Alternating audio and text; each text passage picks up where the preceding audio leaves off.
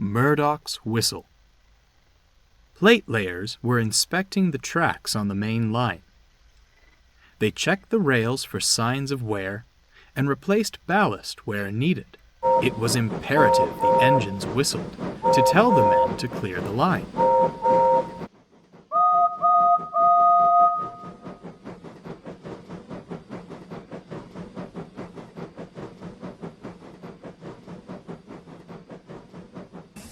One morning, Gordon arrived at Edward's station, looking rather annoyed. "Problem, Gordon?" asked Boko. "There is something to be said," Gordon replied, "for quiet engines like you, Boko. I understand we must whistle for the plate layers, but some of it is most excessive. It isn't wrong, of course, but..." Gordon's speech was interrupted by a booming whistle in the distance. It grew longer and louder, and soon Murdoch shrieked through with a heavy goods train.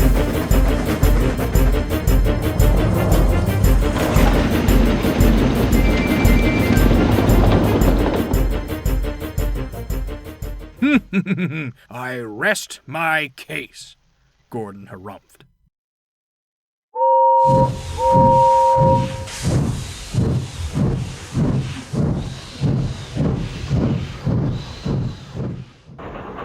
Later, Boko found Murdoch resting in the sheds.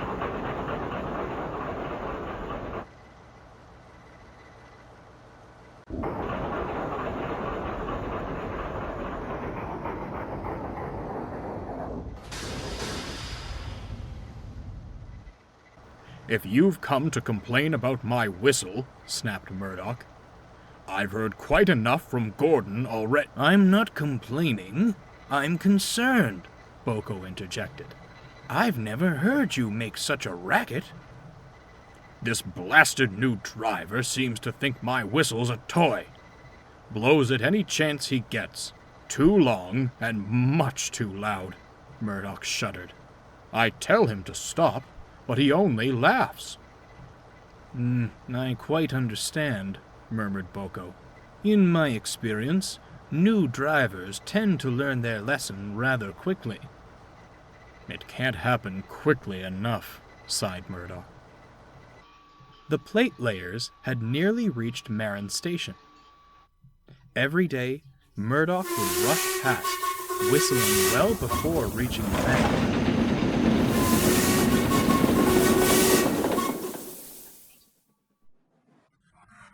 And long after, too.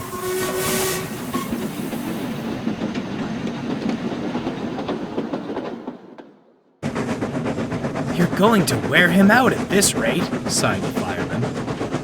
"Nonsense," scoffed the driver. "Engines like him are meant for it. Why give him a big, booming hooter if we're not going to use it?" "I don't think you understand which engine you're driving," chuckled the fireman. "He'll never want to whistle again after you're through with him." The fireman was right. Murdoch grew increasingly irritated at the sound of his own whistle, and barely said a word to anyone as he scowled down the line.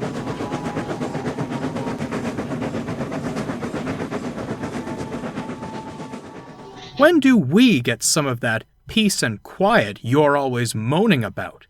teased Henry and James. One morning, mist shrouded the island, and a light rain made the rails damp.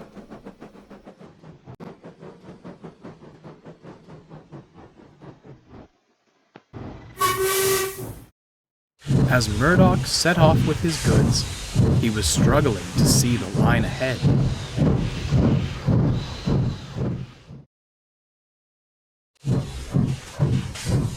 All too often, his focus was broken by his own whistle.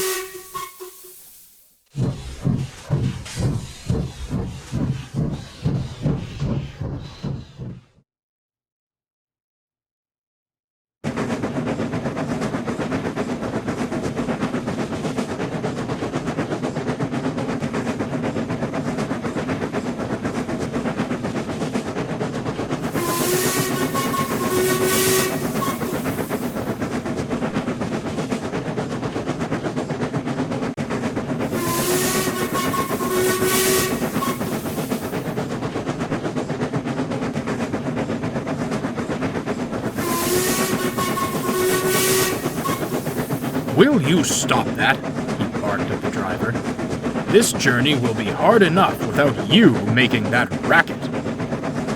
Have to let people know we're coming, especially in this mist, don't we? The driver replied with a smirk.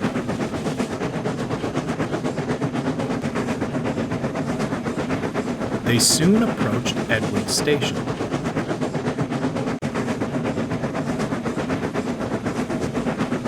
Murdoch knew what came next. Gordon's Hill and a hard climb. Boko was nearby and tried to hoot a friendly hello. Of course, it was swallowed by the sound of Murdoch's own whistle.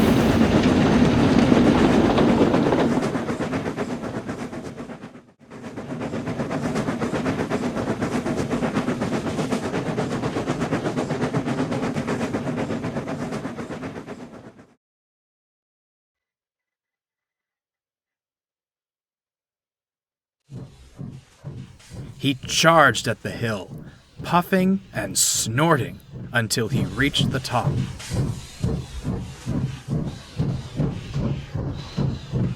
Murdoch braced himself for what would come next, but there was no whistle. I'm glad you're seeing sense, sighed Murdoch, but this is one time we have to whistle. I can't, cried the driver. Something's jammed. Murdoch went pale. The plate layers were just down the line. The driver pulled the whistle chain with all his might, but still, no sound came.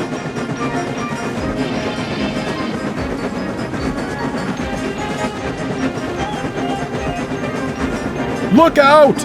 Look out! Murdoch shouted into the mist. The plate layers were startled. They saw the silhouette of an engine and jumped clear just in time.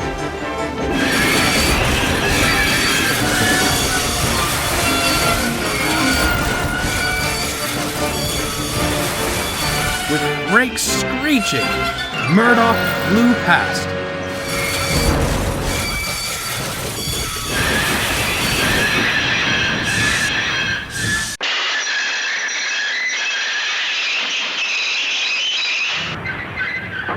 Finally coming to a halt a few miles further on.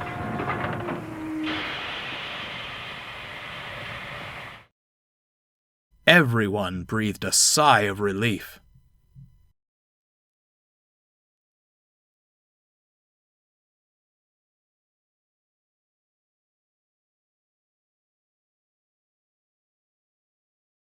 Soon, Boko arrived to help.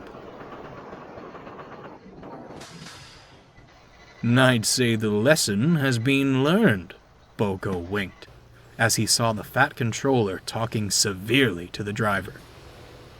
Soon, he came to see Murdoch. I'm very proud of you, Murdoch. The plate layers tell me you've never been so loud before. Your quick thinking prevented a very nasty accident. We'll soon have you mended. For now, I'm sure you'll enjoy some whistle-free moments of peace. Thank you, sir, chuckled Murdoch. Sure enough, Murdoch was soon back on the main line. His whistle was working better than ever, and saw far less usage than before. The driver had taken a temporary leave from the footplate. He volunteered to assist the plate layers with repairing the line.